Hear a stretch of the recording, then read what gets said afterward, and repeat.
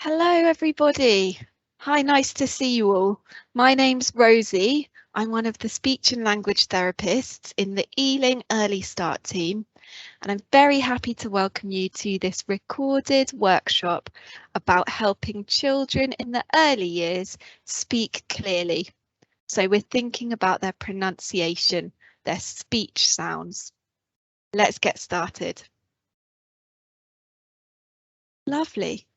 So here's our plan for today. First, we'll think about what is speech? What does that mean? We'll think about the development of speech sounds, where sounds are made in our mouths, sound awareness activities to help children, some more simple activities for you to try, some top tips, and what to do next. So first of all, what is speech? Well, today when I use the word speech, I'm talking about the pronunciation of speech sounds. So how children move their mouth, their tongue, their lips to make the sounds of words. This is different to expressive language or talking. So this would be children's use of their vocabulary, grammar, sentences. So today we're focusing on the speech, the pronunciation of the sounds. And here's an example. If this little girl is finding her speech sounds tricky, she might look at the cat and say, "Mummy, look at the tat." So there's an error with the sound. But a child that's having some difficulty with their talking or their expressive language, they might look at the cat and say, "Mummy, oh, cat." Okay, so today we're thinking about the little girl on the left who might say tat for cat. And first of all, to kick things off, let's do a bit of an activity. We're going to think about the communication tree and how communication develops in typical development for children. There are lots of skills that come into play, and we can think about these skills in terms of what needs to develop first. So for a tree to grow, for communication to grow, the roots need to be big and strong, and then the trunk, and then all the branches, and last the leaves will grow. So have a little think now. If you want to pause the video, you can. The skills around the edge. Where on the tree do they go? What develops first in children's communication? We've got attention and listening, understanding, clear speech sounds and fluency, talking, playing, and being socially motivated. Let's have a little think. What might come first? All right, let's see. So right at the bottom, the roots that need to grow big and strong is children's attention and listening, being able to stop and look and listen to people around them. Children learn everything through playing and through exploring play. And being socially motivated, so listening and being interested to the people around them. And when these three things are growing, children will start to understand words that they hear a lot. And they have to understand before they can start talking and developing words and sentences, having conversations. And so did you think about this? The last thing to develop in the communication tree will be the clear speech, the pronunciation. And that's good to have in our minds whilst we do the workshop today, that all of the skills before this in the tree need to be developing before the speech sounds at the top can become nice and clear. And of course, trees need water and sunshine to grow. So that's where we can come in, with lots of praise and with opportunities to practice communicating. And we'll talk about some activities and games later. So we've thought about what speech is. Now we're going to think about how speech sounds normally develop for children. But I want you to have in your mind that all children are different and all children develop in their own way. So this is just a rough guide of what we might expect. In the first 6 months of a baby's life, children start to make sounds to themselves, cooing, gurgling, starting to babble. And as they get a bit older, up to their first birthday, their babbling starts to become strings of sounds like no, no, no, go, go, go. And they're really exploring and practicing their mouth, their tongue, their voice box. And then between 12 and 18 months, children will start to say their first words. Maybe up to about 20 simple words like cup, daddy, dog. But it's important to remember that these words might not be very clear, and it might only be their family, people very familiar, that understand those words. And then as children get a bit older, up to about 2 years, thinking about their speech sounds, they'll still only be using a limited number of sounds. Sounds like p, b, t, d, m. These are the easier sounds and they develop earlier. And again, it's very common that children are still making errors in their sounds and in words, like missing off the ends of words. And usually children of about 2 years can be understood about half of the time. So they still can be tricky, and that's okay. And then as children go up and get to about 3 years of age, they're using a wider range of speech sounds. So the later developing sounds are coming in. But still, again, there's very common things that your child might be doing. They might be shortening words, like they say nana for banana. Or it might be tricky if there are sounds together in a word. So they might miss some sounds off, like saying pider for a spider. And there are still some sounds that can be tricky. The later sounds like sh, ch, and r. You might notice your child might still find these tricky. And again, that's normal. But at this stage, most people that know them can understand. So that's how children typically develop their speech sounds. And let's have a think about how sounds are made in our mouths. Have a look here. This is a little diagram of a head, a neck and a mouth. And you can see there all the important things that come into play when we're talking and when we're making sounds for speech. We need our lips, our teeth, our throat, our voice box. We need the roof of our mouth, our tongue, the bumpy ridge at the top of our mouth.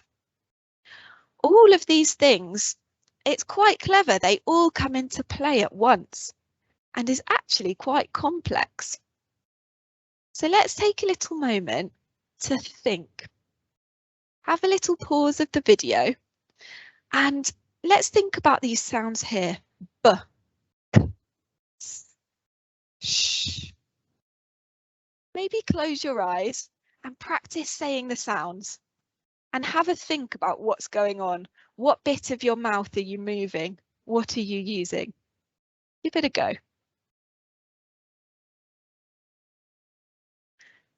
And what you might have found is, b. Oh, I can feel, yes, it's my lips that are making a b sound. And it's quite a loud, short sound. With, did you feel it at the back of your throat? And then s. It's a quiet, long sound. And I can feel my tongue, the tip of my tongue, touching the top of the roof of my mouth. Did you feel that too? I think it's a really good thing to be aware of, because when we're helping children with their speech sounds and talking clearly, it's good to have in our minds what's going on and how much is coming into play. So let's have a think now. If your child can be a bit tricky to understand, or you're working with a child that can be a bit tricky to understand, here are some things to help. And we're going to start by thinking about something called phonological awareness. Have you heard of that before? Some people call it sound awareness. And it's really important. We'd love you to give these activities a go, because 40% of children who have some support in developing their phonological awareness or their sound awareness no longer need therapy to help their speech sounds. So actually, these activities can give your child a real boost. So let's talk about what you can do to help your child work on their phonological awareness skills. First of all, what really is phonological awareness? We can describe it as the child's awareness of the sound or the phonological structure of a spoken word. And phonological awareness sounds a bit like phonics. So let's think about the difference. Phonological awareness is the awareness of the sounds and the structure that makes up spoken words. So I like to think of it that I can do this with my eyes closed, because all I need to do is listen to the sounds of the spoken word. And phonics is different because phonics brings in the writing. It's about matching the sounds that we hear to letters, and we need our eyes to be able to do that. So we're thinking about just listening to spoken words. And we know it's so important. It helps children's speech sounds, but also helps them to learn vocabulary and helps them to learn to read and write, because it gives really strong foundation skills in listening.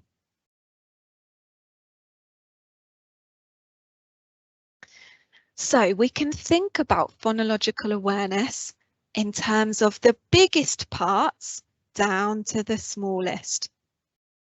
So when I say a long sentence, a child needs to be able to listen and know where the individual words are. They need to be able to listen to the syllables or beats in a word. The skill of listening to rhyme and words that rhyme is a really important part.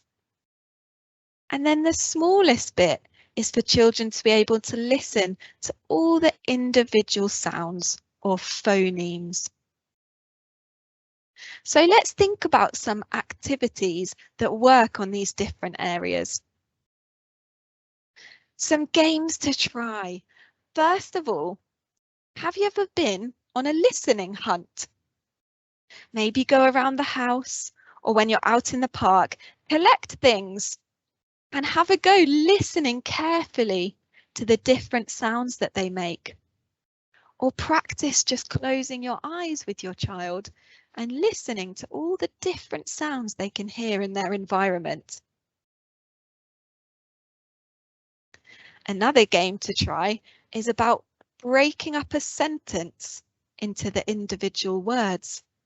So you could do a fun jumping game where you put down some cushions or some coloured paper.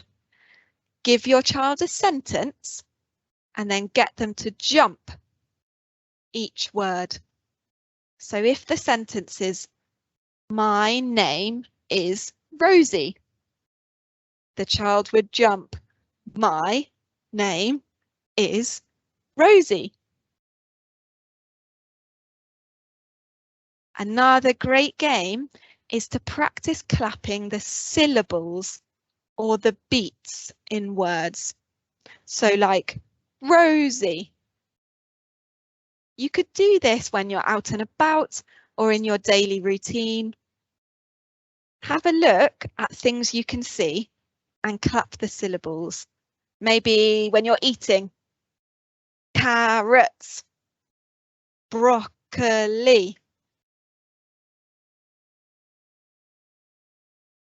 And another game that you could try is something that we tend to do a lot with young children, singing songs and nursery rhymes. They're not just fun, they really help because they've got a rhythm and rhyming words. So they're really good for helping your child listen to the words and to rhyming. And you could give it a go by singing the first part and then pausing and waiting to see if your child can fill in the rhyming word at the end. And another great way to help children learn about rhyme is the lovely books out there that have rhyming words in them. And then, why not be silly with some rhyming games? Like when you're out and about, something you can see, just play around with words and make up some silly rhyming, like tree, fee, he, see, me, knee. It's a really great way for your child to just listen to the sounds in the words. And then there's the game I Spy, where you look for something and you give your child the clue with the first sound of the word. So you might say, I spy with my little eye something beginning with B, B, B. And my one was bed. And a top tip to remember is to make this game easier, use the sound rather than the letter name. So I didn't say, I spy with my little eye something beginning with B. I used the sound instead, B, B. So give that a go. And if you want to find out a bit more about some games or some activities to help phonological awareness, we have a pack of resources and pictures and activities. So if you'd like a copy of this, you can give us your email address and we'll send it to you. At the end of the workshop, I'll tell you how to do this. So we've talked about the activities to help your child's sound awareness.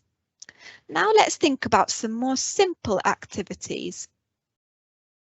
Because maybe you've been listening to your child or to a child you're working with, and you've noticed there are particular sounds that they find tricky. Here's some ways to help. The first thing to say is that it's a great way to structure practicing sounds in a special time. It would be a dedicated 5 minutes of time just for you and the child to play together. Phones away, background noise is quiet, there's no music or TV. And we need to keep it fun and playful because it's not easy for children to work on their speech sounds. So 5 to 10 minutes is enough and we need to keep it fun. Here's some examples of things you could try. Why not look around the house and find some objects or some pictures with the sound in. So if you know your child finds the sound t very tricky, look for objects or pictures that have a t sound in. And then you can play games. And the game can be whatever your child enjoys. Maybe a fishing game where you stick the pictures on the bottom of the fish, or you gather the objects and put them in a tray to feel, or maybe in a feely bag. Or this child here loves posting, so you could play a posting game with the pictures. And the most important thing is that you as the adult says the words lots of times so that your child has lots and lots of chances to listen to words with that sound in. The most important thing is that they can hear the sound lots and lots of times. There's no pressure for them to say it just yet.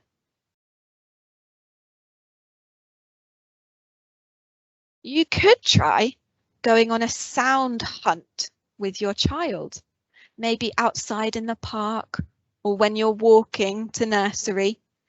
Look for things and notice things that have that sound in. Maybe your sound that your child finds tricky is k.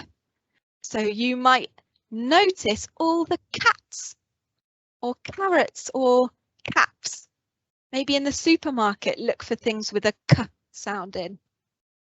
And again, make sure you say the name of each thing lots and lots of times so that your child can listen to the k sound over and over again. Another fun game you could try is pulling faces in the mirror. It's quite easy. You just sit next to each other, you and the child, and practice pulling a silly face. See if your child can copy it. Or let them pull a silly face for you to copy. And why not try with the faces to focus on faces with our lips, our tongue, our teeth? Because it's a really good way for your child to become more aware of these parts. And another great way to help your child listen to the sound is to find particular books or rhymes or songs that use that sound a lot, because then you can keep reading the book or keep singing the song and your child will have plenty of opportunity to listen to the sound. And I mentioned this one earlier. You can do the I Spy game. I spy with my little eye something beginning with B. But make sure all of the things that you are looking at have the tricky sound in. So then your child again will have lots of chances to listen to that sound in words. And a really simple thing to try is just to be a bit silly sometimes. Maybe occasionally say a word incorrectly and see if your child notices. So here's this dad, they're reading, we're going on a bear hunt. And dad says, we're going on a bear hunt. And the little girl says, no, bear. And dad's, oh yes, that's right. It's not a fair hunt, it's a bear hunt. It's so simple, but it's a really nice way to get your child to think about listening to sounds. And so now we'll move on to talk about some top tips that you can use every day. My first tip is to remember that it can take time. Like we talked about, speech sounds are very complicated. There's a lot going on. And for a child to learn a new sound, it takes lots of different steps. First, they need to be able to just listen. Listen to that sound. Then they need to be able to make the sound on its own. Then they need to be able to make the sound with a vowel sound. Then build it up to say the sound in a word. Building up to say the sound in a sentence. And then building up to being able to say that sound in a conversation. And this can take a really long time. And if you're here thinking, gosh, I'm so worried, I don't understand my child or a child I'm working with, and I don't know what to do in the moments when I don't understand them. The best thing we can do is try not to pretend that we've understood when actually we haven't, because children will probably notice. It can be quite good to ask specific questions to try and figure out what they're talking about. If in the end you do understand it, model it back correctly so they can hear it. And of course, lots of praise, praising the child for trying. And you might say, oh, can you say it in a different way? Can you show me?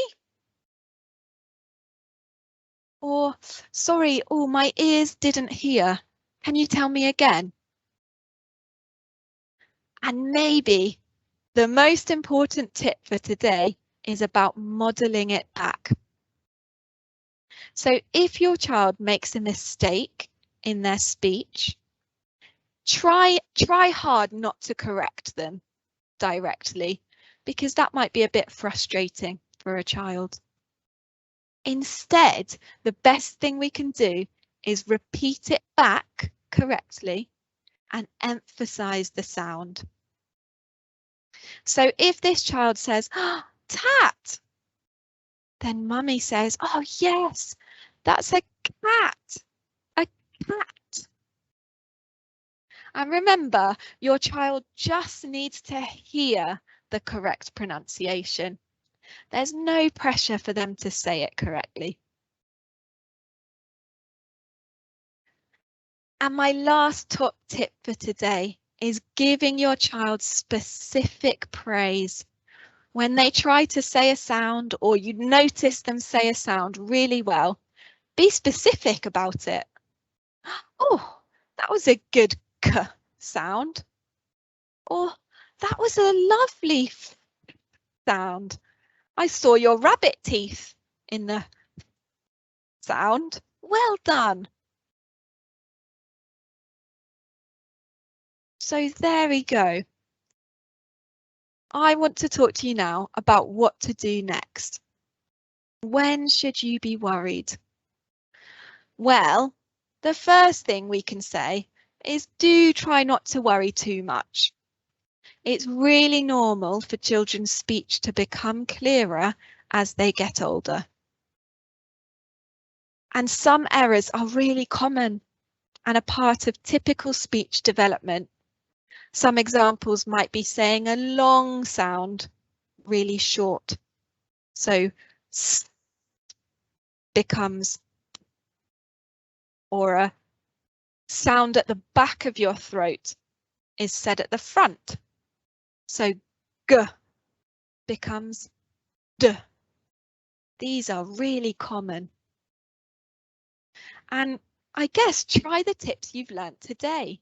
See how they work for your child. And a good rule of thumb to take away is by approximately age 3.5, a child's speech should be understandable most of the time. But do remember that there are some sounds that develop later. So some sounds like r might be said as w, like rabbit is wabbit. Or a s sound might be said as a, some people call this a lisp. And the important thing to remember is that as long as your child is happy with their speech and confident and other people can understand them, then there's no reason why you should be worrying about these sounds. And our last thought is do reach out. If your child is still very tricky to understand and it's impacting them, so maybe they can't be understood very well or they're getting frustrated, do talk to someone. You could contact your local speech and language therapist. If you're in Ealing, please do contact us. We're more than happy to help. You could ask your child's GP, talk to their health visitor, or if they go to a nursery or a setting, talk to the staff there. It's much better to have the conversation and reach out for some help. So if you're in Ealing, our speech and language therapy team has an advice line, and we're so happy to hear from you, to answer any questions. Please do give us a call or send us an email. The details are here. And we're open Monday to Friday, 1 till 4 p.m. So that's it for today. Thank you so much for watching today's recorded workshop. If you want to find out any more, here are some references for all the information and the research about the things we've learnt. And we'd really love to hear from you. In the description at the bottom of this video, there's a link to fill out a feedback questionnaire. Let us know what you thought about today. And if you want us to send you a certificate or some resources like the Phonological Awareness Pack I talked about earlier, fill out this Google Forms and put your email address at the bottom. Then we can email it all to you. And if you're interested in learning any more about different areas of speech, language and communication, we've got lots more recorded webinars for you. Have a look on our Facebook page where we post lots of tips. Have a look in our YouTube channel, or if you're a practitioner in Ealing, you can look on Ealing CPD online to book onto some workshops. Okay, thank you so much for listening today. I hope you've learned lots of things about how speech sounds develop and lots of different ways that we can help children to speak more clearly. Bye.